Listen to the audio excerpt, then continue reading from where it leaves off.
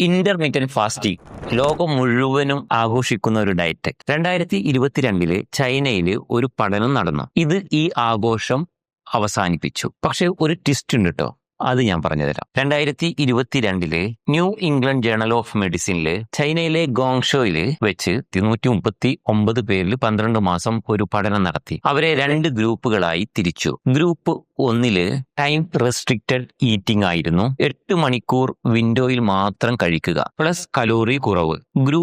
രണ്ടാമത്തെ ഗ്രൂപ്പില് കലോറി കുറവ് തന്നെ, പക്ഷേ ടൈം റെസ്ട്രിക്ഷൻ ഇല്ലായിരുന്നു. ഫലം 12 മാസം കഴിഞ്ഞ് 2 ഗ്രൂപ്പിലെയും ഭാരം ഒരേപോലെ തന്നെയാണ് കുറഞ്ഞത്. ഇവിടുത്തെ വ്യത്യാസം എന്ന് പറയുന്നത് കലോറിയിലാണ്, നമ്മളുടെ ടൈമിലല്ല എന്നുള്ളതാണ്. ഇന്റർമീഡിയറ്റ് ഫാസ്റ്റിംഗ് ഒരു മാജിക് ഒന്നുമല്ല.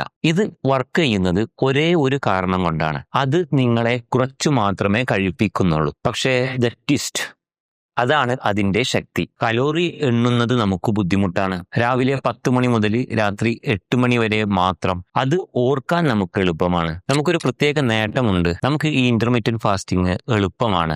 നമ്മൾ റംസാൻ നോമ്പ് അനുഷ്ഠിക്കുന്നവരാണ്. നമ്മുടെ ശരീരത്തിന് ഇതൊരു പുതുമയുള്ള കാര്യമല്ല. നമ്മൾ ഈ ഇന്റർമീഡിയറ്റ് ഫാസ്റ്റിംഗ് ചെയ്യല് ഒരു 16 മണിക്കൂർ ഫാസ്റ്റിങ്ങും 8 മണിക്കൂർ ഇടവേളയിൽ നമുക്ക് ഭക്ഷണവും കഴിക്കുക എന്നുള്ളതാണ്. അപ്പൊ നമ്മൾ ഒരു ദിവസത്തെ ലാസ്റ്റ് ഭക്ഷണം കഴിക്കേണ്ടത് രാത്രി 8 മണിക്കാണ്. അടുത്ത ദിവസം ഉച്ചക്ക് 12 മണിക്ക് നമ്മളുടെ ആദ്യത്തെ ഭക്ഷണം കഴിക്കുക, ബ്രേക്ക്ഫാസ്റ്റിംഗ്. ഇടയ്ക്ക് വെള്ളം, കട്ടൻ ചായ, പഞ്ചസാര ഇടാതാണ് കേട്ടോ, നമുക്ക് കഴിക്കാവുന്നതാണ്. പക്ഷെ ഒരു മുന്നറിയിപ്പുണ്ട്, വാർണിംഗ് സിഗ്നൽ ഇതാണ്. നമ്മൾ 3000 കലോറി ഈ 8 അവർ വിൻഡോയിൽ കഴിക്കുകയാണെന്നുണ്ടെങ്കിൽ ഇന്റർമീഡിയറ്റ് ഫാസ്റ്റിംഗ് കൊണ്ട് ഒരു ഗുണം ഉണ്ടാവില്ല കേട്ടോ. ഈ ഇന്റർമീഡിയറ്റ് ഫാസ്റ്റിംഗ് ആർക്കൊക്കെ പാടില്ല?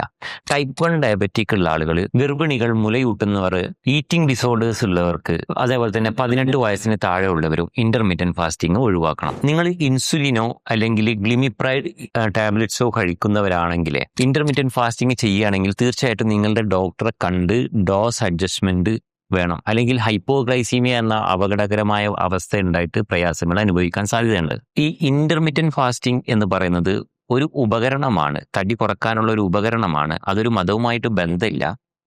ഇത് നിങ്ങൾക്ക് ചെയ്യാൻ പറ്റുകയാണെങ്കിൽ ചെയ്യാം, അല്ലെങ്കിലും വേറെയും പല വഴികളുണ്ട് കേട്ടോ തടി കുറക്കാൻ. നമ്മളുടെ ഈ വെയിറ്റ് ലോസ് സീരീസിന്റെ 21 എപ്പിസോഡ് കഴിഞ്ഞു. അതിൽ ലാസ്റ്റ് കഴിഞ്ഞ 7 എണ്ണം നമ്മൾ മിത്തുകൾ പൊടിച്ചടക്കുന്ന ഇതായിരുന്നു. എല്ലാവർക്കും മനസ്സിലായി എന്ന് വിശ്വസിക്കുന്നു. ഇനി നമ്മൾ പരിഹാരവുമായിട്ടാണ് വരുന്നത്. അപ്പോൾ സീ യു ടുമാറോ. നാളത്തെ ക്ലാസ് മുടക്കാതെ കാണുക. ബൈ.